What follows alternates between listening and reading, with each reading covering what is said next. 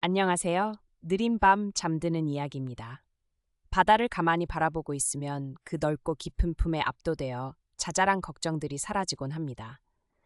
오늘 만날 주인공 곽혜룡은 바로 그 바다를 닮은 사람이었습니다.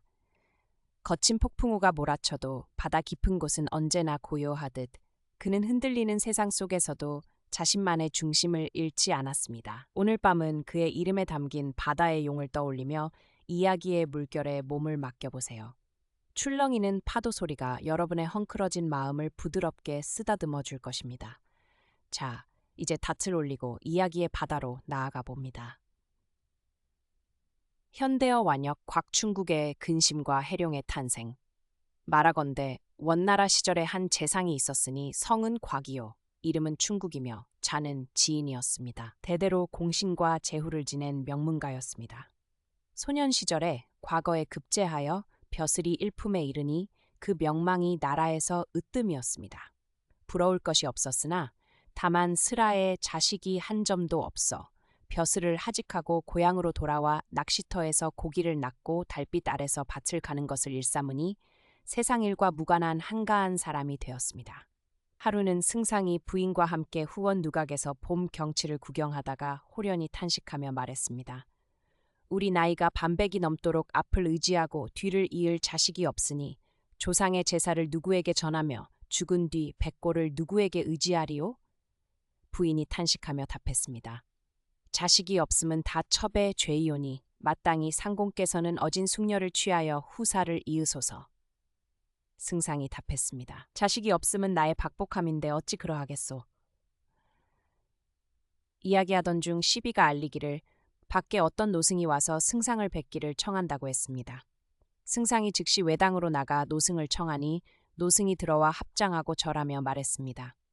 소승은 남의 중림사에 있었는데 절이 낡아 부처님께서 비바람을 면치 못하시기에 중수하고자 하나 재력이 부족하여 상공댁에 왔사오니 시주하여 주옵소서. 승상이 속으로 생각하기를 내 재물은 많으나 전할 곳이 없으니 차라리 부처님께 시주하여 후일에 복이나 닦으리라 하고 황금 천냥을 주며 말했습니다. 대사는 부처님의 제자이니 불전에 발언하여 혹 자식이나 점지해 주소서. 백발이 성성한 채 눈물을 흘리니 노승이 불쌍히 여겨 말했습니다. 지성이면 감천이라 하오나 세종께 발언하여 보겠나이다. 노승이 하직하고 섬 아래로 내려가 두어 걸음 만에 간 곳이 없으니 승상은 그제야 부처님인 줄 알고 공중을 향해 살해했습니다. 즉시 내당에 들어가 부인에게 노승과 하던 말을 전하고 서로 위로하다가 호련히 몸이 피곤하여 책상에 기대었는데 꿈결의 한 동자가 푸른 옷을 입고 들어와 절하며 말했습니다. 소자는 남의 용왕의 아들이옵니다. 부왕을 모시고 천궁에 갔다가 서방금성 태백과 백학을 타고 승부를 다투었는데 상제께서 노하시어 태백은 귀양 보내고 소자는 인간 세상으로 내치시기에 갈파를 몰라 헤매던 중 마침 남의 중림사 관음보살이 이리로 가라 지시하시기에 왔사오니 어여삐 여기소서. 동자가 품에 안기기에 놀라 깨어보니 남가일몽이었습니다. 정신을 차리고 돌아보니 부인 또한 졸고 있어 깨워 꿈 이야기를 하니 부인이 말했습니다. 첩도 아까 꿈을 꾸었는데 그와 같더이다. 승상이 크게 기뻐하며 전일에 금을 받고 은혜라 하여 귀한 자식을 점지하셨다 하고 즐거워했습니다. 해룡의 성장과 승상의 복직. 과연 그달부터 태기가 있어 10달이 차니 하루는 집안에 오색구름이 일고 뇌성병력이 천지를 진동하더니 부인이 순산하였는데 활달한 사내 아이였습니다. 승상이 크게 기뻐하여 향물에 씻겨 눕히고 아이의 관상을 보니 용의 얼굴에 호랑이 머리요 곰의 등 같은 형상이었습니다. 눈과 눈썹이 수려하고 목소리가 웅장하여 꿈속에서 보던 용의 아들이 완연했습니다. 옥 같은 얼굴과 준수한 풍채는 진실로 일대의 호걸이었습니다. 이름을 해룡, 자를 운적이라 했습니다. 점점 자람에 총명하고 지혜로워 시서백가를 통하지 않은 것이 없으며 역대 제왕의 흥망성쇠와 명연달사의 고사를 다 알아 평론하니 승상이 더욱 사랑하여 잠시도 곁을 떠나지 못하게 했습니다. 부인에게 말하기를 해룡은 새 중의 봉황이요 짐승 중의 기린이며 사람 중의 용이라 훗날 반드시 입신양명하여 이름을 빛낼 것이니 어찌 아름답지 아니하리오라고 했습니다. 이때 원나라 황제 즉위 23년이라 변방이 자주 소란스럽고 시절이 흉흉하여 나라에 일이 많았으나 조정에 충신이 없었습니다. 천자가 곽승상의 청렴 강직함을 생각하여 다시 예부의 관리를 보내 부르시고 복직하라는 유지를 내렸습니다. 승상은 북쪽을 향해 4번 절하고 예관을 대접한 뒤 내당에 들어가 부인에게 말했습니다.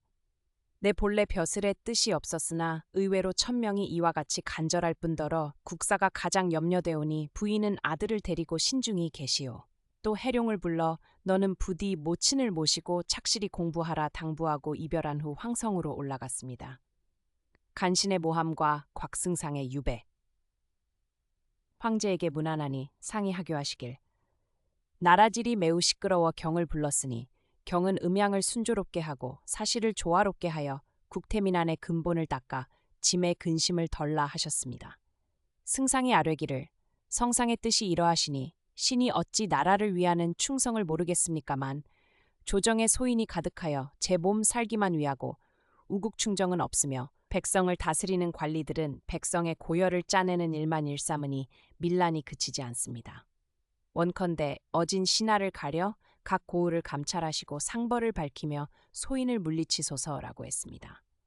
상이 기뻐하시며 국사의 안위와 관리의 임면을 승상에게 맡기시니 승상의 위엄이 조정과 제야의 제일이었습니다. 이때 우승상 왕윤정, 황문시랑 조원, 사도 최경훈 등은 만고의 소인이었습니다. 이들은 곽승상이 복직하기 전에는 권세를 휘둘렀으나 지금은 승상을 두려워하여 뜻을 이루지 못하므로 원망하며 모해하려 했습니다. 그러던 중 국운이 불행하여 황제가 병을 얻어 위중해지자 태자를 불러 승상 곽충국과 국사를 의논하라 유언하고 곽승상에게도 뒷일을 부탁한 뒤 4월 초 8일에 붕어하셨습니다. 태자가 14세의 어린 나이로 즉위하니 승상이 매양 염려했습니다. 왕윤정 등은 이때를 틈타 곽승상을 모함하기로 하고 곽승상의 이름으로 청주, 기주, 양주 세 자사에게 보내는 가짜 편지를 만들었습니다. 편지에는 영모를 꾀하는 내용이 담겨 있었습니다. 최경훈이 몰래 승상의 집무실에 들어가 책상에 편지를 숨겨두고 이후 왕윤정 등이 들어와 국사를 논하는 척하다가 편지를 발견한 채했습니다. 그들은 승상의 책상에 웬 편지냐며 뜯어보고는 천자가 어리고 내가 권세를 잡았으니 모월모일에 군사를 일으키라는 내용을 읽고 놀라는 척했습니다. 곽승상은 억울했으나 선제가 안 계시니 변명하기 어려워 한탄만 했습니다. 왕윤정 등은 황제에게 상소를 올려 곽충국이 영모를 꾀했다고 고했습니다. 황제가 놀라 승상을 불러 국문하니 승상은 선제의 유언이 계신데 어찌 딴 마음을 품겠습니까? 라며 머리를 찢어 피를 흘렸습니다. 상이 망설이자 간신들이 가짜 편지를 증거로 내밀었습니다. 상은 결국 곽충국을 죽이지는 않고 삭탈관직하여 극변인 설산도로 유배 보내고 가사는 정몰하라 명했습니다. 승상은 설산도로 가는 길에 집에 편지만 붙이고 험한 유배지로 떠났습니다. 설산도는 황성에서 18,000리 떨어진 곳으로 사계절 눈만 오는 흉악한 곳이었습니다. 승상이 도착하여 고국과 처자를 생각하며 눈물 흘릴 때 집에서 온 편지를 받았습니다. 집에 남은 부인은 소식을 듣고 통곡했습니다. 15세가 된 해룡이 모친을 위로하며 자식이 되어 부모의 원수를 갚지 못하면 어찌 사람이라 하겠습니까? 부친의 유배지인 설산도로 가서 뵙고 오겠습니다. 라고 했습니다. 부인은 말렸으나 해룡의 뜻이 강하여 허락했습니다. 해룡이 떠난 지 석 달 만에 웅주 지경에 이르렀는데 산천이 험했습니다. 한 집에 들러 묵는데 백발 노인이 해룡이 곽승상의 아들임을 알아보고 절을 했습니다. 노인은 예전에 곽댁의 노자였는데 곽승상을 따르던 기주, 양주 자사 등과 함께 이곳 두문동에 숨어 군사를 기르며 때를 기다리고 있다고 했습니다. 해룡이 두문동에 들어가니 친척 형님들, 시랑 자사 등이 반가워하며 우리도 모함을 피 이곳에 왔다. 함께 무예를 닦아 원수를 갚자고 했습니다. 형들은 해룡에게 뒤편 바위에 있는 적소검과 보신갑 흔을 가져오라 했습니다. 해룡이 300여 장 높이의 바위를 단숨에 뛰어 올라가 검과 갑옷을 얻으니 이는 하늘이 내린 보배였습니다. 이때 웅천도사가 찾아와 해룡을 보고 영웅 준거리라 칭찬하며 자신을 따라오라 했습니다. 해룡은 아버지를 찾으러 가야 한다고 거절했으나 도사는 설산도는 관문이 있어 지금은 못 간다. 나를 따라와 5년 후를 기약하라고 설득했습니다. 해룡은 형들에게 작별을 고하고 도사를 따라 용문사으로 갔습니다. 용문사는 경치가 절경이고 선계와 같았습니다. 도사는 해룡에게 천서, 하늘의 책, 육도 삼약, 천문지리, 둔갑술 등을 가르쳤습니다. 도사는 서방의 5나라가 중원을 침범할 조짐이 보이니 너는 영웅이 되어 나라를 구하라고 했습니다. 한편 조정에서는 곽승상의 집안을 정몰하고 부인을 잡아들이려 하자 부인은 자결하려 했으나 시비들의 만류로 황성으로 끌려가 궁비 종종가 되었습니다. 다행히 예전 인연이 있던 궁녀 채련의 도움으로 적장 공주를 모시게 되어 목숨을 부지하고 공주와 정을 쌓았습니다. 전랑과 해룡의 등장. 황제 즉위 5년 서쪽 오랑캐이 반란을 일으켰습니다. 쌍두장군 백동양을 선봉으로 삼고 오국이 합세하여 쳐들어왔습니다. 백동양은 머리가 둘, 눈이 내신 괴물로 용력이 항우보다 뛰어났습니다. 황제가 대원수 신경기 등을 보냈으나 백동양에게 모두 패하고 죽임을 당했습니다. 조정이 발칵 뒤집히자 간신 왕윤정 등은 항복을 권했으나 북군 대도독 관한세가 반대하며 황제의 친정 출전을 청했습니다. 황제가 친히 군사를 이끌고 나갔으나 양자강변에서 백동양에게 대패하여 황제와 관한세가 포로로 잡히는 절체절명의 위기에 처했습니다. 이때 용문산의 도사가 해룡에게 때가 되었으니 나가 공을 세우라고 했습니다. 해룡은 적소검과 보신갑을 갖추고 도사가 알려준 대로 가다가 한 노인에게서 천리마인 적여마 얻어 탔습니다. 해룡은 두문동에 들러 형들에게 군사를 이끌고 뒤따라오라 이르고 단숨에 전장으로 달려갔습니다.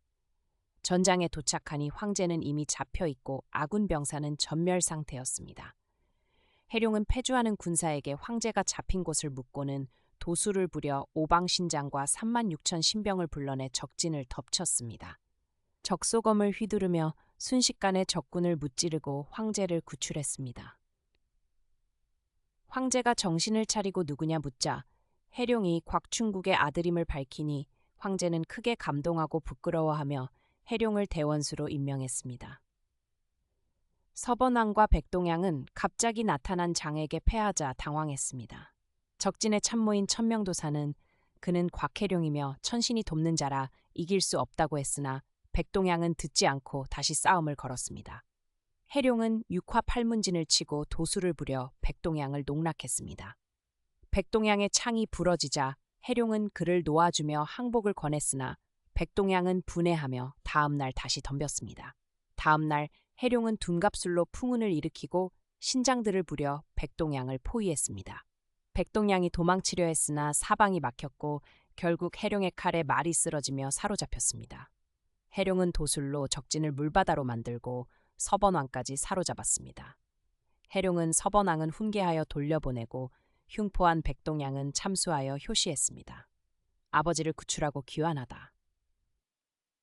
전쟁을 끝낸 해룡은 황제에게 아버지를 찾아오겠다고 청하여 설산도로 향했습니다. 가는 길에 용문산 도사를 다시 만나 진번과 토번이 반란을 일으켰는데 그 선봉 묵특이 강력하니 조심하라는 조언과 비책이 담긴 봉서를 받았습니다. 설산도에 도착해보니 아버지는 이미 진번국왕에게 납치된 상태였습니다. 진번국은 곽승상을 미끼로 해룡을 회유하여 중언을 치려 했던 것입니다. 곽승상은 진번왕 앞에서도 굴하지 않고 꾸짖다가 죽을 위기에 처했습니다. 이때 해룡이 도착하여 도술로 적병을 물리치고 아버지를 구했습니다. 부자는 눈물로 상봉했습니다. 그러나 진번의 선봉장 묵특과 철관도사의 도술이 강력하여 해룡도 고전했습니다. 해룡은 도사가 준 봉서대로 위기를 피하고 남해 중림사와 운수산 용왕당에 가서 기도를 올려 더 큰 도술을 얻었습니다. 해룡은 다시 돌아와 도술로 큰 비를 내리고 500나항과 신장들을 불러 진번군을 물바다에 수장시켰습니다. 진번왕과 묵특을 사로잡아 참수하고 승전을 황제에게 알렸습니다. 해룡이 아버지 곽승상을 모시고 황성으로 돌아오니 황제가 친히 맞이했습니다. 황제는 자신의 잘못을 사과하고 간신 왕윤정, 최경운, 조원 등을 해룡에게 넘겨 처분하게 했습니다. 해룡은 그들을 처형하여 부모의 원수를 갚았습니다. 황제는 곽승상을 위왕에 봉하고 해룡을 좌승상에 임명했으며 부인 임씨는 정수광비로 봉했습니다.